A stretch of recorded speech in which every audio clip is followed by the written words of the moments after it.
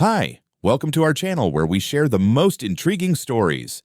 I never thought I'd have to fight for something that was already mine, but when a corrupt HOA tried to steal my grandfather's lake cabin with fake paperwork and intimidation, they learned the hard way. I don't back down. This is the story of how I took on the rich, the powerful, and won. My name is Travis Red Coldstone, and this is the story of how I nearly lost my grandfather's lake cabin to a bunch of rich, entitled bastards who thought they could take whatever they wanted. The cabin wasn't just a piece of property to me. It was my history, my sanctuary. My grandfather built it back in 1957 with his own two hands using wood. He cut himself in nails he hammered in under the summer sun. He and my grandmother spent every summer here, raising my dad and my uncles to love the land, respect the lake, and live simply. When my grandfather passed, my dad inherited the place, and when Dad was gone, it became mine. It wasn't much, just a small two-bedroom log cabin nestled among the towering pines on the western shore of Blackwood Lake. The air smelled like damp earth and pine resin, and the water was always crisp, even in the peak of summer. This place was home, even if I didn't live here full-time. I spent my weekends fishing, chopping wood, sitting by the fire with a cold beer, and listening to the sounds of the forest. Then the developers came. I should have known trouble was brewing when I first saw the signs go up down the road. Silver Pines Estates, luxury lakeside living. Huge billboards featuring grinning families standing in front of their multi-million-dollar mansions. I watched as crews tore through the woods, flattening everything in their path to make room for their monstrosities, gleaming, soulless, glass and stone monstrosities that had no business standing next to my grandfather's rustic haven. At first, I ignored them. Let the rich folks have their playground. I had my cabin, my land, my peace. But peace doesn't last when greed comes knocking. One crisp autumn morning, I drove up to the cabin, looking forward to a quiet weekend. As I pulled into my driveway, something immediately felt off. Two men in polo shirts and dress pants were wandering around my property, measuring distances with laser devices and scribbling notes on their clipboards. One of them, a tall man with graying hair and an artificial tan, glanced up as I stepped out of my truck. He smiled, the kind of smile that wasn't friendly. It was the kind of smile a car salesman gives when he's about to rip you off. "Good morning. You must be the owner," he said, walking toward me like we were old friends. "I'm Walter Grayson, president of the Silver Pines Homeowners Association, and this is Mr. Jeffries, our compliance inspector." I narrowed my eyes. "Compliance inspector? For what?" Grayson chuckled, flipping through the papers on his clipboard. "Oh, just routine assessments. Your property technically falls within our newly extended jurisdiction, so we're making sure everything aligns with the Silver Pines architectural and environmental standards." I stared at him, my stomach twisting. "This isn't part of your development," I said flatly. Grayson tilted his head like he was talking to a slow child. "Well, actually, according to our updated survey records, it is. But don't worry, we're here to help. You'll just need to make a few updates, fresh paint, proper landscaping, and, of course, your cabin will need to be brought up to HOA standards." I clenched my fists. "This cabin was built in 1957. It doesn't need to meet your damn standards." Grayson's smile didn't waver. "Well, that's not exactly up to you anymore.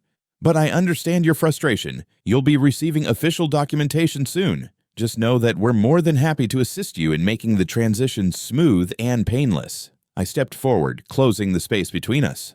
"Get off my land." Grayson let out a small laugh, shaking his head. "There's no need to be hostile, Mr. Coldstone. We'll be in touch." I stood there, my blood boiling, as they walked back to their sleek black SUV, chatting casually, like they hadn't just tried to tell me my own home didn't belong to me anymore. I didn't know it then, but that was just the beginning. They weren't done with me, not by a long shot. At first, I wanted to believe it was just a mistake. Maybe a bureaucratic mix-up, some real estate red tape that would get sorted out once they realized I wasn't part of their fancy new development. But deep down, I knew better. The first official letter arrived 3 days later. It was a thick, cream-colored envelope stamped with the logo of the Silver Pines Homeowners Association, HOA. I tore it open and scanned the pages, my hands tightening into fists as I read. "Dear Mr. Coldstone, As a property owner within the newly established jurisdiction of Silver Pines Estates, you are now subject to the community guidelines and regulations as outlined in our HOA agreement. Violations on your property include unauthorized exterior paint color must comply with HOA-approved pallets. Lack of landscaping maintenance, grass must be kept under 2 inches. Non-compliant structure, your log cabin does not meet the architectural standards for the community. In order to avoid penalties, please submit plans for compliance within 30 days. Failure to do so will result in escalating fines and possible legal action. Sincerely, Walter Grayson, HOA President. My blood ran cold. They weren't just pushing boundaries. They were trying to take my home. I crumpled the letter and threw it into the fireplace, but I knew burning their bullshit threats wouldn't make them go away. The next morning, I drove straight to the county assessor's office. The guy at the desk, a tired-looking clerk named Howard, adjusted his glasses and pulled up the records. I leaned over the counter as he scanned the screen. "Tell me my land isn't part of Silver Pines," I said, my voice tense. Howard frowned, tapping at the keyboard. Then, after a long pause, he sighed. "Well, according to the records, the boundaries were updated 2 months ago." My jaw tightened. "What do you mean, updated?" He turned the monitor toward me. There it was, my land, my grandfather's land, now marked as part of Silver Pines Estates. The boundaries had been redrawn, and my property was absorbed into their jurisdiction without my consent. I slammed my fist on the counter, making Howard jump. "This is illegal," I growled. Howard raised his hands defensively. "I don't disagree with you, Mr. Coldstone, but if they filed the paperwork properly, it's going to take a court challenge to reverse it. And that's not going to be cheap." I muttered a curse under my breath and stormed out. By the time I got back to my cabin, my frustration had turned into rage. I wasn't going to let some rich assholes steal my home with paperwork tricks and legal loopholes. I grabbed my phone and called Cheryl Marsh, my cousin and one of the best real estate attorneys in the state. She picked up after the second ring. "Travis, what's up?" "I need your help," I said, gripping the phone tightly. "Some HOA bastards are trying to take my land. They faked boundary records. What can we do?" There was a pause. Then she exhaled. "Send me everything. I'll look into it. But if they pulled this off legally, we're in for a fight." A fight was exactly what I was ready for. That same night, I installed security cameras around the property. If these people were planning anything shady, I wanted proof. And it didn't take long to catch them in the act. At 2:37 a.m., my motion sensor went off. My phone buzzed, alerting me to movement outside. I tapped the security feed and saw 3 men in dark clothing sneaking around my property. They were taking photos, measuring things. One of them, a bald guy with a clipboard, started hammering a notice of violation onto my front door. I grabbed my shotgun. I didn't load it. I wasn't looking to kill anyone, but I wasn't about to let these snakes slither around my home in the middle of the night like they own the place. I threw open the front door, cocked the shotgun, and stepped onto the porch. "Get the hell off my property!" I roared. The 3 men froze. One of them, the bald guy, dropped his clipboard and raised his hands. Whoa, no need for that. We're just enforcing HOA compliance." "You're trespassing." I cut him off, my voice sharp. "And if you don't leave in the next 5 seconds, I'm calling the sheriff." The bald guy swallowed. His 2 friends were already backing toward the trees. All right, we're leaving," he stammered, stepping back. "But you'll regret this." I watched them disappear into the woods, my hands shaking with adrenaline. Then I grabbed the notice they'd nailed to my door. Final warning, failure to comply will result in escalating fines and legal action. These people weren't stopping, but neither was I. The next morning, I was sipping my coffee on the porch when I heard the low hum of an approaching engine. A sleek black SUV rolled up my driveway and came to a slow stop. The door opened, and out stepped none other than Walter Grayson, dressed in his usual pressed slacks and button-down shirt. His expression was smug, like a man who thought he already won. I set my mug down on the porch railing, keeping my stance relaxed. I wasn't going to let him see me sweat. "Morning, Mr. Coldstone," he said, flashing that same condescending grin. I crossed my arms. "What the hell do you want now?" Grayson didn't react to my hostility. Instead, he pulled a thick folder from under his arm and started flipping through the pages. "I wanted to give you one last opportunity to do this the easy way," he said, pausing as if to let his words sink in. You see, your property is now officially under Silver Pines Estate's jurisdiction, which means you are required to follow our guidelines. And, well, you're in violation of quite a few of them. He handed me a list of violations, pages of legal jargon, each violation carrying an absurd fine. Unauthorized structure, $10,000 fine. Failure to comply with landscaping regulations, $2,500 fine. Non-conforming exterior design, $5,000 fine. Unregistered private well, $3,000 fine. The list went on. The total amount? Over $30,000. I let out a short laugh and tossed the papers onto the porch. You think I'm just going to roll over and start writing checks? I said, shaking my head. You're out of your damn mind. Grayson sighed, as if he were genuinely disappointed. I was afraid you'd say that, he said, sliding the folder back under his arm. That's why the HOA board has decided to move forward with the next step. I raised an eyebrow. What step? Grayson motioned toward the road. I turned just in time to see a work truck pull up, hauling a sign the size of a billboard. They were putting up a for sale sign on my land. Before I could react, two workers hopped out of the truck and started hammering the sign into the ground at the edge of my driveway. The bold letters read, "Future site of a Silver Pines clubhouse, coming soon." Rage burned through my veins like wildfire. I stomped toward the workers, my fists clenched. "Get that damn thing off my land," I bellowed. One of the workers flinched but kept hammering. "We're just following orders, sir." I turned back to Grayson, who was watching me like a man enjoying a show. "You son of a bitch," I growled. Grayson just smirked. "You see, Mr. Coldstone, we have very powerful attorneys on retainer," he said smoothly. "If this goes to court, it could take years to sort out. Years of legal fees, time wasted, and let's be honest, you're just one man. The HOA has resources. You don't." I clenched my jaw. "So, let me make this easy for you," he continued. "Sell the land, walk away with a generous offer, and avoid a very, very expensive legal battle." I stepped forward, getting right up in his smug face. "You don't get it, do you?" I said, my voice low. "This isn't just land to me. This is my home, and I don't give a damn how many lawyers you have. I'm not selling." Grayson's smile finally faltered. "Suit yourself," he muttered, straightening his tie. "But you'll regret this." He turned and walked back to his SUV. I watched as the workmen finished hammering in the sign, then hopped back in their truck and sped off. I stood there, fists shaking, staring at the blatant declaration of war they had just planted on my land. Fine, if they wanted a fight, I'd give them one. That night, I wasn't sleeping. I kept my rifle loaded and within reach. My security cameras were on high alert, motion sensors set up around the property. At 2:15 a.m., the cameras caught movement again. I grabbed my phone and pulled up the feed. Two men dressed in black creeping toward my porch. One of them had a can of spray paint. I didn't hesitate. I stormed outside, shotgun in hand.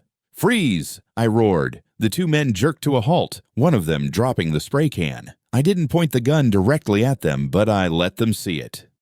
One of them took off running immediately, bolting into the trees. The other hesitated until I took a step forward. "I said freeze!" I barked, but he turned and bolted after his friend. I wasn't about to chase them into the woods. Instead, I snapped photos from my security feed and called the sheriff. Sheriff Bill Carter was an old friend of my dad's. He arrived in 10 minutes flat, took one look at the sign, the security footage, and my front door, which had been spray painted with the words "Get Out," and let out a long sigh. "This is getting out of hand," he muttered, shaking his head. "You think?" I said. He scratched his beard. "Listen, Red, these HOA guys, they play dirty. Real dirty. But I can tell you this, trespassing, vandalism, that's a crime, and I don't give a damn how rich they are." I nodded. "Can you do anything?" Bill exhaled. "I'll start an official investigation, but if you want to win this, you're gonna need more than me. You need to take this fight to them legally." I already knew that. I called Cheryl first thing in the morning. "We need to go after them," I told her. Her response, "Then let's burn them to the ground." The gloves were off.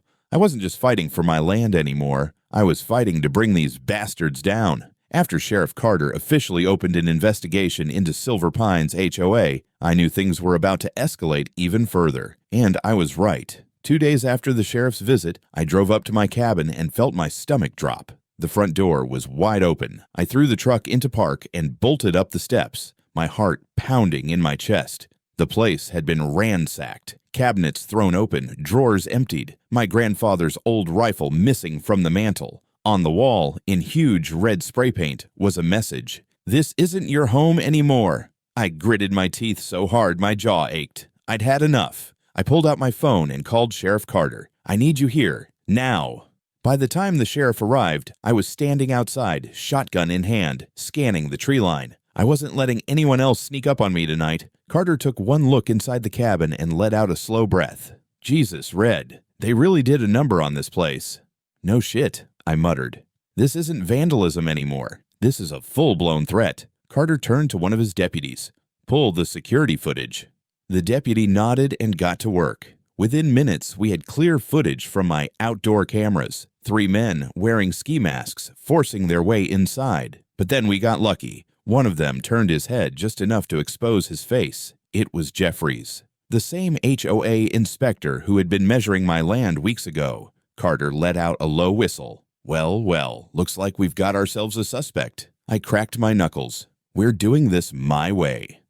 The next morning, I stormed into the Silver Pines HOA headquarters. It was a sleek, modern office building just outside the development, a place where rich men made backroom deals and decided who got to keep their homes and who didn't. I kicked open the door so hard the receptionist nearly jumped out of her chair. "Where's Grayson?" I demanded. She stammered, her hands trembling. "Sir, you can't just barge in." "I'm not asking."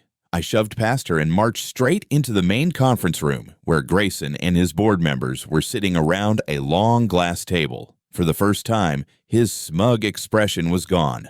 "Coldstone," he said, standing slowly. "This is a private meeting." I slammed the sheriff's search warrant onto the table. "Not anymore," I growled. "You see, Grayson, I got you on tape. Your boy Jeffries broke into my house last night, and that, my friend, is felony trespassing." One of the board members looked panicked. Grayson's jaw tightened. "You have no proof of HOA involvement." I leaned forward. "You really think Jeffries did this on his own? The same guy who was measuring my property for you?" I let out a laugh. "Nah, see, the sheriff's department doesn't believe in coincidences, and lucky for me, Carter is very interested in who gave him the orders." Silence. Grayson's face darkened.